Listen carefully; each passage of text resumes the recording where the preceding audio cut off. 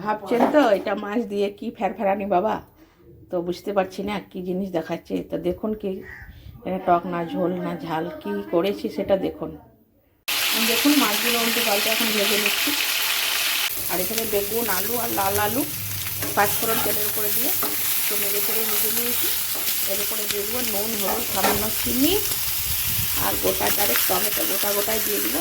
তারপরে জল ঢেলে দেবো। তার নুন হলুদ আর আপনার সামান্য চিনি দিয়ে টমেটো দিয়ে এবার লেড়ে চেড়ে এবার আমি জল ঢেলে দেবো।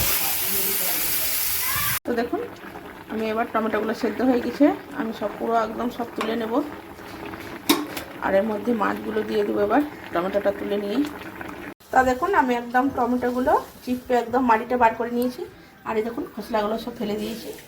আর এখানে দেখুন আলুগুলো খুব সুন্দরভাবে একদম সেদ্ধ হয়ে গেছে, আলু বেগুন সমস্ত কিছু। এই দেখুন কত সুন্দর সেদ্ধ হয়ে গেছে।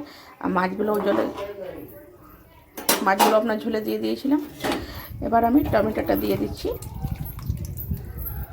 টমেটোটা এবার খানিক ফুটে গেলে পরে আমি ভাজাগুলো দেবো।